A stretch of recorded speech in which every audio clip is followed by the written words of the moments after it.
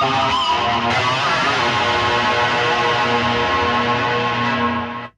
this ever happened to you?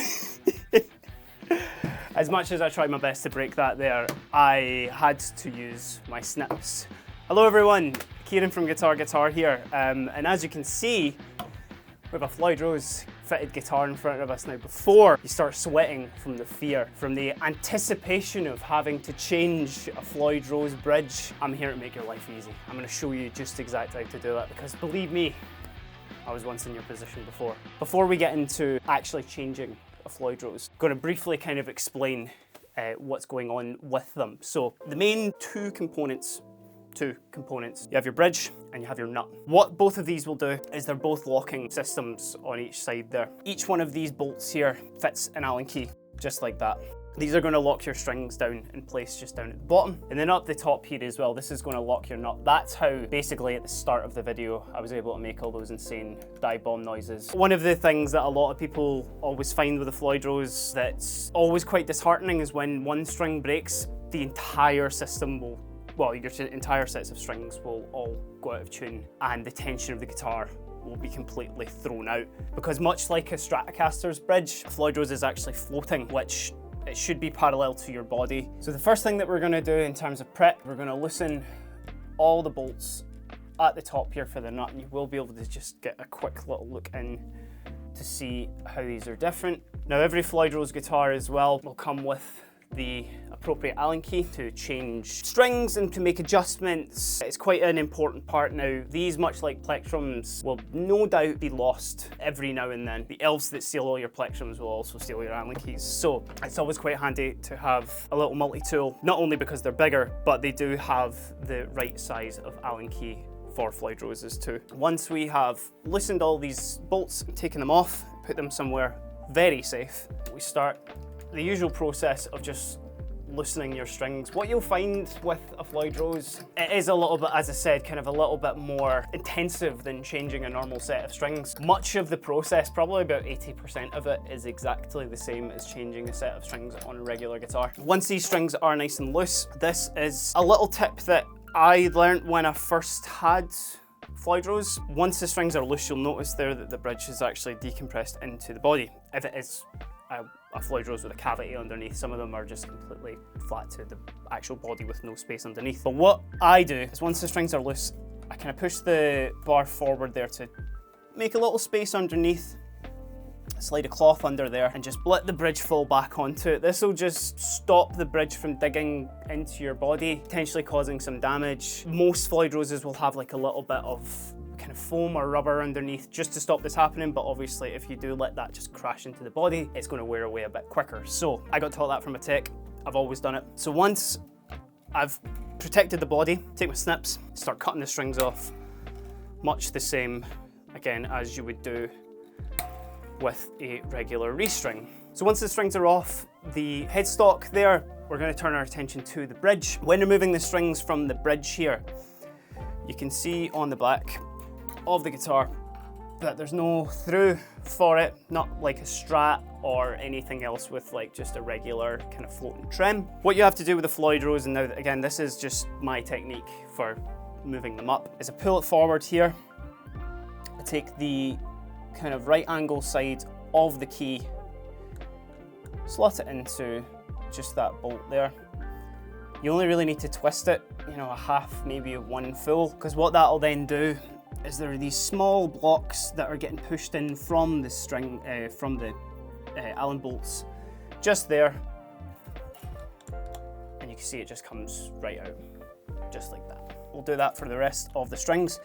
Now, one little tip as well, just before I remove all of these, if you have removed your strings or you've loosened any of the bolts down by the bridge there, don't tip your guitar upside down or even kind of right way up. The blocks that are in there can fall out. They're not difficult to put back in or anything, but much like any small part of a guitar, they can get lost easily, and you wouldn't want a missing part of your Floyd Rose now, would you?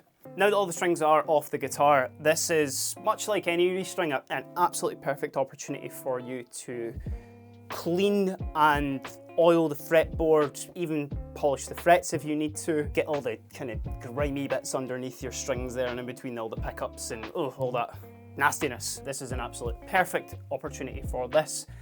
Today we're going to be using some D'Addario Hydrate for the fretboard, and then to clean up the body as well, we're just going to use some of the Shine Spray Cleaner, which thank you to D'Addario for providing for this video. Just a little note when it comes to any sort of fretboard conditioner like this D'Addario Hydrate, or say you use lemon oil, or basically anything to kind of, you know, rehydrate your neck wood, especially if you have a rosewood or a palfero, they can get quite susceptible to drying out. Ebony, maple, you don't really need to worry about it, but a little goes a long way with this. So small dabs on the fretboard or on a cloth, rub it in, see how it is. Nobody wants a grimy fingerboard, so just a couple of dabs here and there really will go a long way. Same with the cleaner. But now that our guitar is clean, here comes the hard part. One very, very important thing when restringing a Floyd Rose, always stick to the same gauge of strings if you don't plan to change your tuning or if you don't plan to change the gauge. What will actually happen is, so this guitar came set up with 9s. Say I was going to put a set of 10s on here, what would happen is the bridge would come much further forward than intentionally set. That's just because the tension of 10s are much higher than 9s. It's going to pull your bridge forward. It's going to kind of knock out your intonation. It's going to knock out the setup of the guitar. If you do feel confident doing that, it's quite a simple job. We can go over that later for anyone who feels brave enough to do it, but we'll tackle one scary task at a time here. So what you will need for this task is not only your fresh strings, but you'll need your winder again and some sort of wire cutters. Again, D'Addario make this very easy by making a all-in-one cutters and winder. So the first thing that you will need to do when putting a new set of strings on your Floyd Rose, now this is the part that people can be quite intimidated by, quite scared by, but again, don't worry, you're in safe hands here. What you need to do is you need to actually cut the ball end off of your string. Now this applies to every single one of them. It doesn't really matter where you cut it as long as it's past the, obviously below the ball, and then where the string kind of doubles and winding at the top for strength. Just snip off just a little bit there. Should have kind of that much left. You'll have one completely flat end and you'll have one unexposed end, much the same as usual. What we want to do is we want to loosen the bolt just enough that our little lock in there doesn't block the new string going in. You'll feel your string go down and hit the base of the trim. That's kind of, you want as much sort of distance in there as possible because it just gives the block much more surface area to grab onto.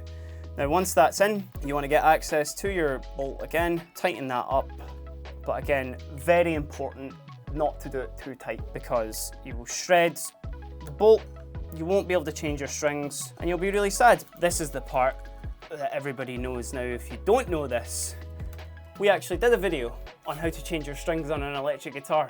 You can click somewhere in the video above to watch that, and if you want to learn how to do an acoustic and a bass as well, we got you covered. I won't go into too much detail for this, just the exact same way that you do change your strings already, whatever technique that may be. Let us know in the comments what kind of string technique that you use when changing. Are you an under over? Are you an over under? Do you do one winding, two windings? I don't think there really is a right answer to that. See, that wasn't too hard, was it? But we're not out of the woods yet, my friends. This is potentially one of the most important parts once you have got your strings on before they are tuned. Now, at this point, you can remove your cloth underneath your trim. Say, for example, you have changed the gauge of your string, or you've changed your tuning, or even just want to set your Floyd up just a little bit more. With this example, I have purposely set the Floyd so it is digging into the body just that little bit. These parts here aren't sitting exactly flush with the body. And what that means is that you need to get into the back cavity of your Floyd Rose. You take your back plate off of the guitar just with any standard screwdriver.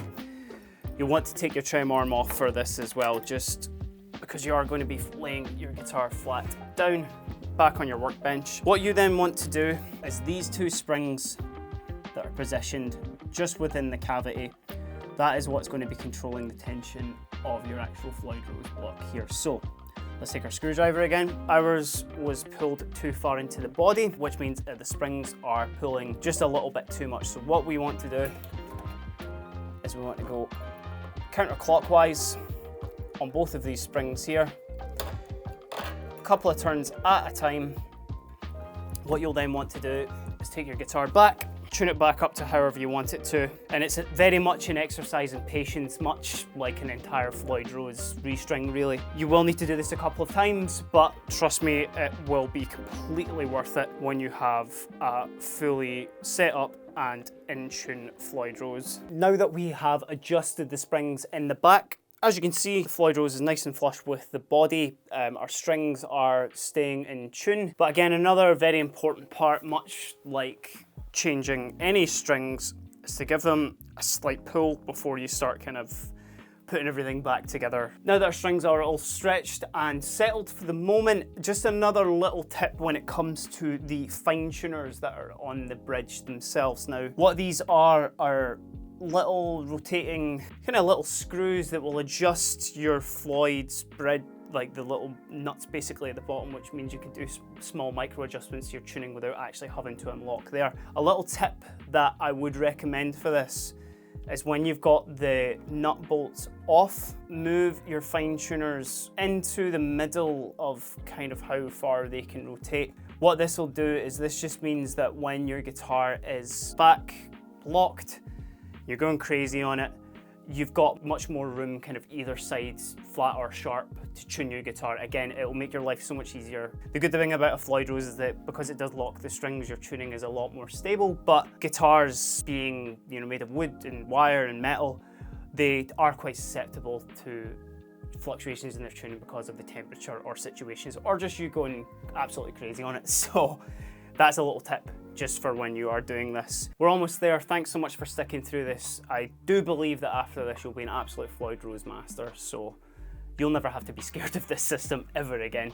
But what we're going to do is we're just going to put the nut bolts just right back on here. Don't over tighten these. I've seen far too many guitars coming in of people who have totally shredded these bolts and had to either get them replaced or completely replace their nut there. So you want to just tighten it just until you've got a little bit of resistance there. One check to see if they are on okay is actually to twist them with your fingers. If they don't come loose, you're going to be totally fine. Now, last thing to do, if you are a fan of the Tom Morello or early Korn look here, go for it. Me personally, I like to keep my eyeballs. Also, my bandmates appreciate it when I'm not stabbing them when I'm walking past, so we're just going to snip these off. And that's pretty much us, folks. See, that wasn't too hard, was it? A little bit of practice and a little bit of patience goes a long way with a Floyd Rose, but believe me, we've all been there. We've all had our absolute mishaps with these bridges. They can be so much fun, but they can also be really quite intimidating and quite fiddly as well. But a couple of times doing that, you'll be an absolute pro. Remember to save this video if you do need any reference as well. Now, if there's any Floyd Rose tips that you have, if there's any essentials when it comes to restringing, if there's any topics that you want us to cover in terms of maintenance, please let us know in the comments just down below. Be sure to check us out on our socials on Facebook, TikTok, Instagram and Twitter. If there's anything else that you would like to see us covered, just let us know. But until then, I'm going to be making some crazy squealing noises with this Floyd Rose and hopefully not have to do a restring anytime soon. My name's Kieran. It's been a pleasure.